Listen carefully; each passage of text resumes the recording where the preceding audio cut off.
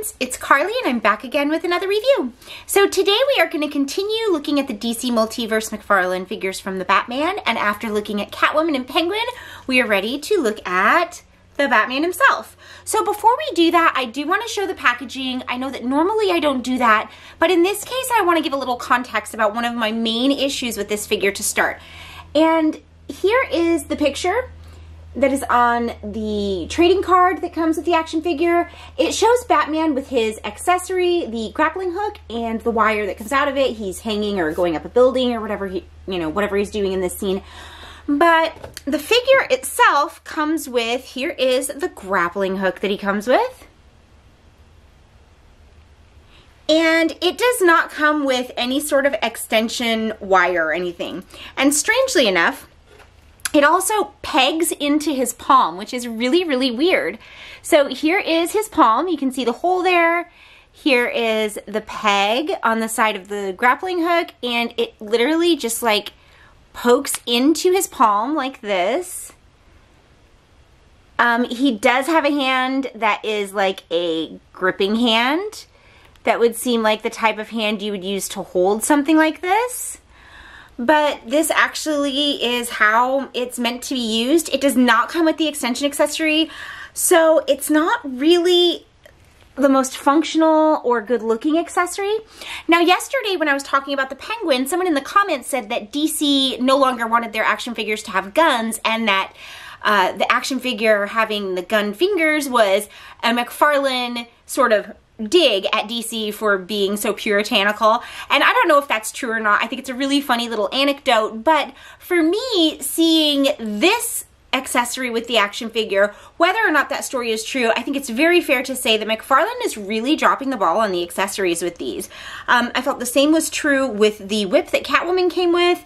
The accessories for Penguin are weird, and this grappling hook, there's literally no excuse. So I went into my accessories bin and I found some other accessories. I found like an old batarang that is fine that I might use with it. I found actually a couple of those. I thought that this might be cool to come out of that like grappling hook gun, but again, it doesn't have an opening at the end to stick anything into. Sorry, I'm like trying to do this with one hand, silly.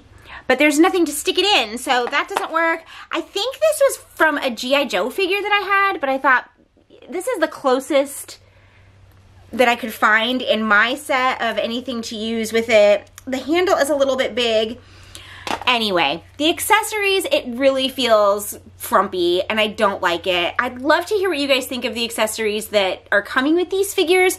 If that story is true, that's really funny. Let me know if you can confirm or deny. But I definitely also have a Red Hood figure that came with a pistol. I have a Batman with like a red emblem that came with 2 pistols. So if that was the case, it would be pretty recent, like in the last 2 years that they decided to do that, year or 2. Maybe even year, maybe less than that. I'm not sure when I got that red Batman. But anyway, let me know what you guys think about the accessories that are coming with these, and if you know anything about the story about why they wouldn't be putting guns with these figures. It seems really strange. Not for Batman specifically, for this iteration of Batman, but then why is the accessory so pathetic? It's just not a good accessory. But moving on, there is actually a lot of good things to say about this figure, so I'm gonna get to those. Starting with the sculpt, again, I say this every single time almost that I deal with a McFarlane figure. Being an artist, he really creates artist's toys that you can tell have a lot of artistic work put into them. So the facial sculpt on this is absolutely stunning. You can totally tell who it is. You can tell,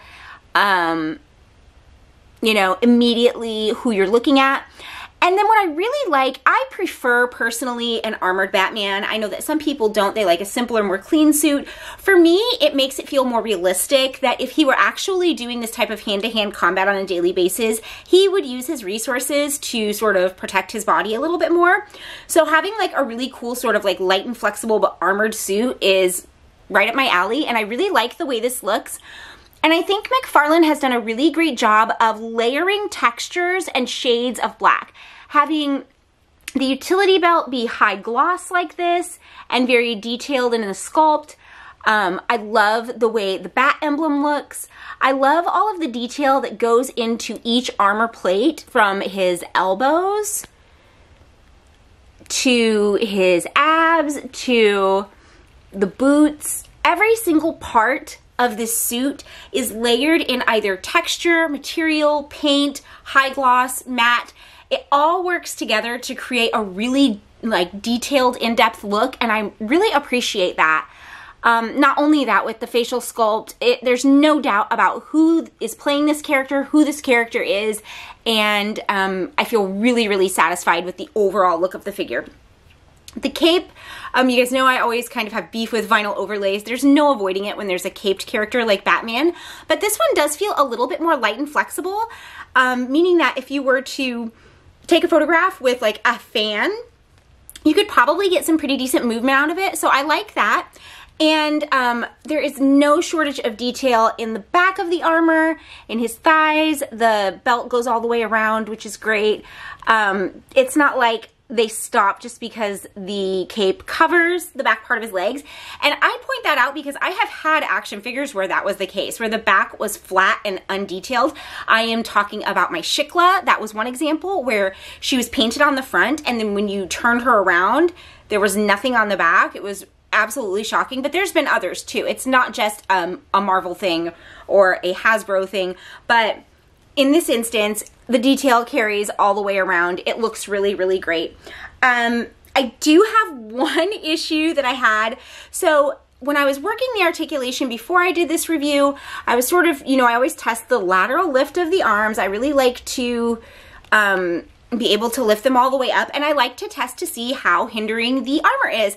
When I did that, so I'm going to show you guys what the articulation looks like.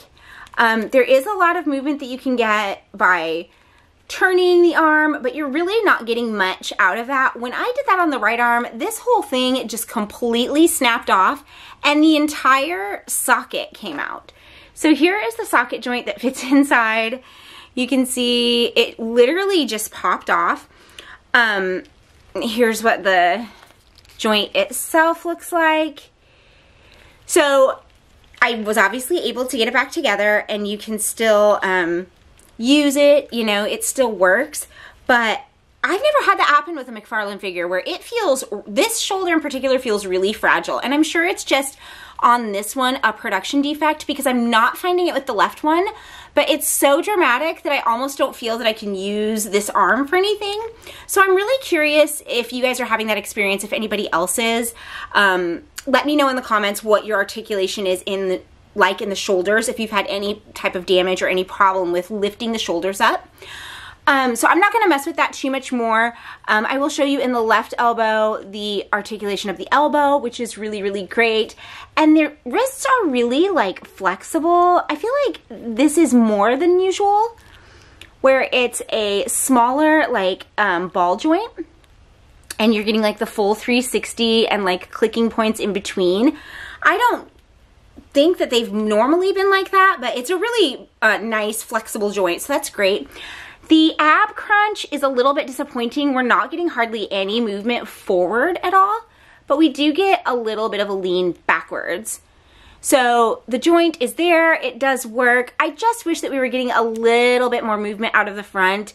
There's this like beautiful sculpting work put into the abdomen, and they like obviously made it two separate pieces, but it's just not as flexible as I would like to see it be.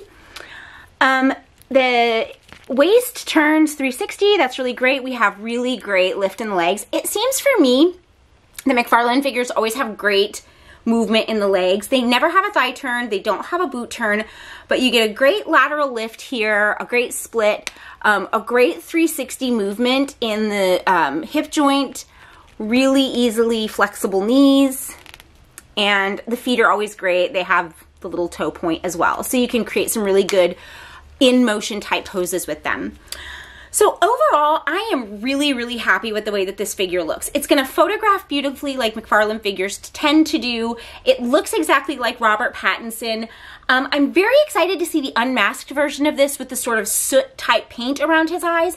I do think they could have taken a little bit more advantage of that look by making the eye holes around the cowl or in the cowl a little bit wider and making the area around his eye a little bit lighter so that it looked like soot rather than that the cowl actually just like goes over his eyes.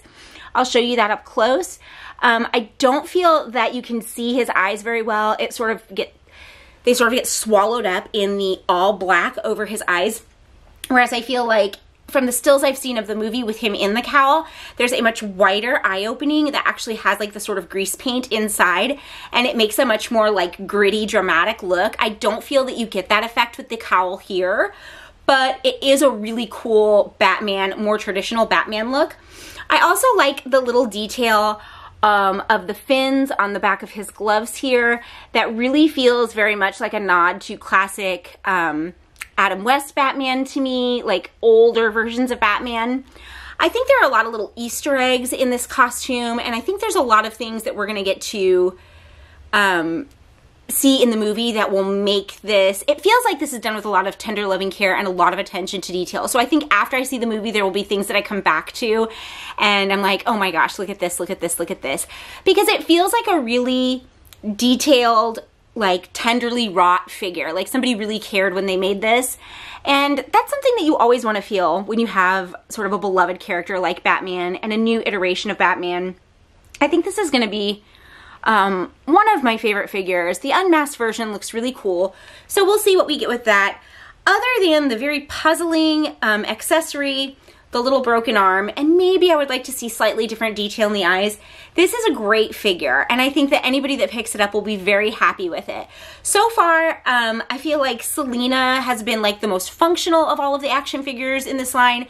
You know, I had a little bit of issue with the Penguin, with his overcoat and some really stiff joints. Those are problems that we can overcome.